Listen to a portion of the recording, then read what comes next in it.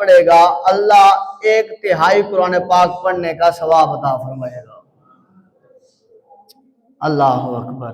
دوسری حدیث مبارکہ ترمذی شریف کی حدیث مبارکہ ہے کہ حضور علیہ السلام کی پاک بارگاہ میں عرض کیا جاتا ہے کہ یا رسول اللہ صلی اللہ علیہ وسلم، جب سے میں نے آپ کی زبان سے اللہ کی توحید سنی ہے نا، قل هو اللہ احد اللہ الصمد لم یلد ولم یولد ولم یکن لہ کفوا احد، یا رسول اللہ جب سے میں نے اس خدا کی توحید آپ کی زبان سے سنی ہے، مجھے اس سے اتنی محبت ہو گئی ہے، اتنی محبت ہو گئی ہے کہ میں سورۃ اخلاص سے محبت کرنے لگا ہوں، میں اس سے پیار کرنے لگا ہوں۔ بس میں چاہتا ہوں جب میرے حبیب کی زبان پر یہ اللہ کی حمد جاری ہوئی ہے، میں بھی یہ کرتا رہوں۔ حضور علیہ السلام نے فرمایا، اے میرے صحابی پھر سن، واجب ہوگی اگر یہی محبت سورۃ اخلاص سے تو کرتا رہے گا، اللہ تجھ پر جنت کو واجب کر دے گا۔ یہ فرمایا سورۃ اخلاص کی، یہ توحید باری تعالیٰ کی عظمت ہے، یہ اللہ کی توحید کا پیار ہے، یہ اللہ تبارک و تعالیٰ کی توحید کے ساتھ عشق کا ایک ذریعہ ہے کہ جو کہ جنت کا سبب بن جائے گا۔ تیسری حدیث مبارکہ میں کیا ملتا ہے؟ صحابی رسول عرض کرتے ہیں، یا رسول اللہ صلی اللہ علیہ وسلم، میرا جی چاہتا ہے کہ میں صبح شام دوپہر یہ توحید باری تعالیٰ بیان کرتا رہوں، یعنی کہ سورۃ اخلاص پڑھتا رہوں، قل هو اللہ احد، میں یہ پڑھتا رہوں۔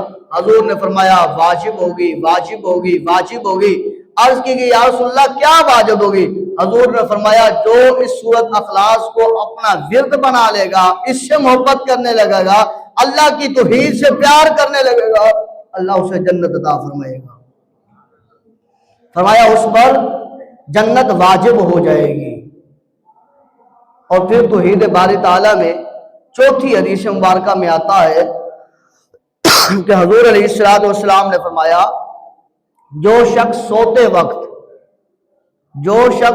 وقت دائیں کروٹ سورۃ اخلاص 100 مرتبہ پڑھ کے سو جائے، حضور علیہ السلام فرماتے ہیں کہ میدان محشر ہوگا، جب نفسا نفسی کا عالم ہوگا، اس وقت ایک ندا دینے والا ندا دے گا کہ فلاں بن فلاں وہ شخص کہاں ہے؟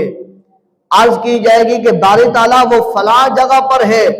فرمایا حضور نے کہ اللہ فرمائے گا، اے بندہ خدا، تو نے دنیا میں میری توحید سے پیار کیا ہے، یعنی کہ سورۃ اخلاص سے محبت کی ہے، تو 100 مرتبہ پڑھ کر دائیں کروٹ سوتا رہا ہے، میں خدا ہو کر اپنے محبوب محمد کی وجہ سے اور اپنی توحید کی وجہ سے تجھے جنت کا داخلہ عطا کرتا ہوں، تو جنت میں دائیں طرف سے داخل ہو جا۔